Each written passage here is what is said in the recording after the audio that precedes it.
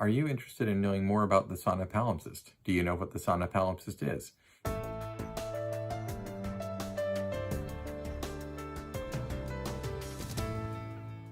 Welcome back to Variant Quran. This is just a very short status update video in which I want to let you know of what we're up to this week. And as I mentioned to you earlier last month, and then again through some other channels this week, I am having a conversation with Asma Hilali, who has worked with the Sana palimpsest, one of the important manuscripts, one of probably the most important manuscripts that was discovered in the Sana Mosque in 1972, and that was worked on and photographed, has been since then. And so, as I mentioned before, Asma has agreed to come on and talk with us about her research, not only related to that, but her general research. And I think it's a great thing to have the opportunity to have her come on. So the original plan was to have her here at the end of August or the beginning of September, which is where we are now. And I just had a conversation with her this morning. What we decided to do was to have make a plan about how we're going to go about this and have the conversation. We're going to do it next week, and that will also give some time for you all, if you have questions that you'd like to ask of her and you want to submit those in the comments section below. We can take those all into consideration and put them up there for that conversation that we have and record then next week. And my hope, just by way of background, I want to do a couple things right now before we continue on. The first one is to talk about what my hope is for talking about this particular manuscript, because this is one that has been studied by several people in fairly good detail, partly because of how interesting and important it is because of its age and because of some of the interesting textual features that it contains. And so I have extended invitations to various of the people who have worked on it.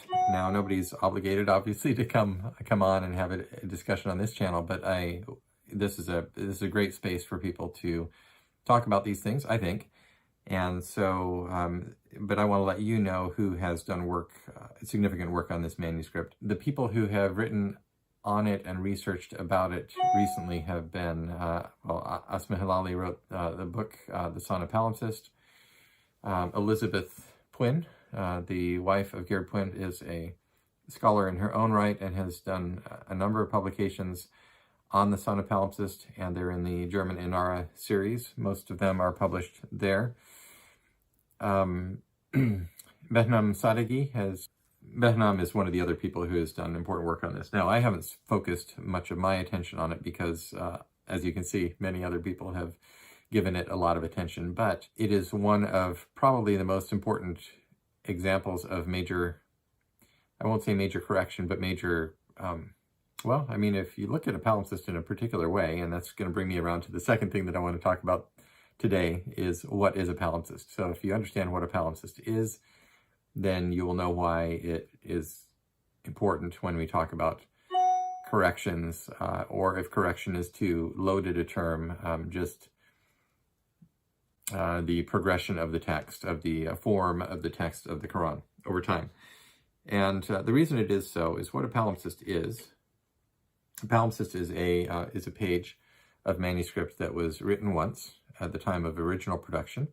And then at some time after that, the entire page was washed off or cleaned off, and then it was rewritten again with new text.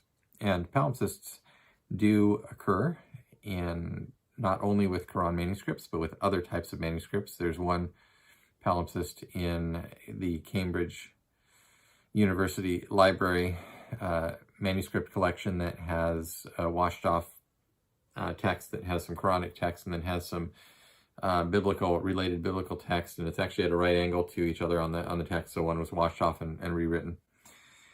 And so these things happen because, and the reason that they happen usually on a parchment is because parchment is a valuable writing material. It takes a lot to kill the animal and prepare the hide to write on, and so sometimes they would be recycled in that way.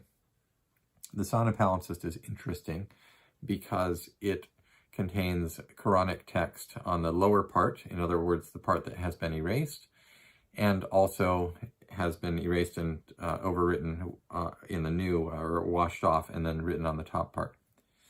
And it's also interesting because that lower part, with the aid of ultraviolet light and other methods, can actually be recovered to a great extent and therefore studied for what it contains. The lower text, that is the earlier text, has among its features are the variant orders of the surahs, so they're not in the order that they are today. And it also contains other interesting textual variations from the modern text, or from the current text. And so it does appear to represent an earlier text type. I'm not going to go too much into this at this very moment because we can have that conversation with Asma Hilali, but I want to prepare you for the subject because we're going to have conversation with at least one of the subject matter experts here next week. And hopefully, if Elizabeth Quinn ever wants to come on, or if Alba Fideli wants to come on, she's also done work with palimpsests, or Behnam Sadeghi, who is also, I'm in regular conversation with him from time to time. All these people are possibilities to have come on here. So we'll see.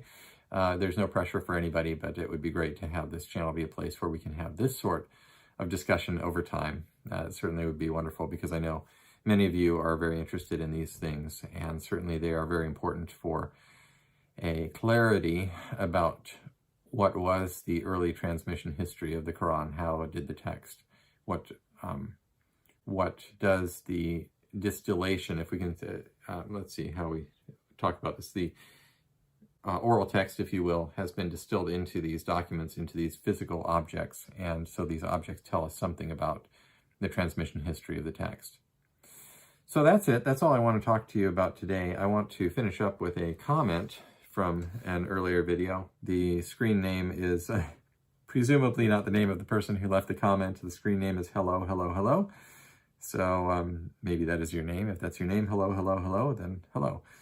But the comment is this: very interesting in an age where apologetics is purely about backbiting each other. Your channel brings a fresh of new air with pure education. So it's very encouraging to hear that this channel is being received as a breath of new air, or a breath of fresh air, and educational, because that's what I'm hoping it to be. So thanks again for watching. Sorry for the little bit of a delay, but again, I want to be sure that what we put up here is quality, rather than just focusing on putting out a bunch of videos. I don't want to waste your time, but I hope that when you do come and watch these videos that you'll find that it is quality content. Thanks so much. Appreciate your watching, and we'll talk to you again soon. Bye.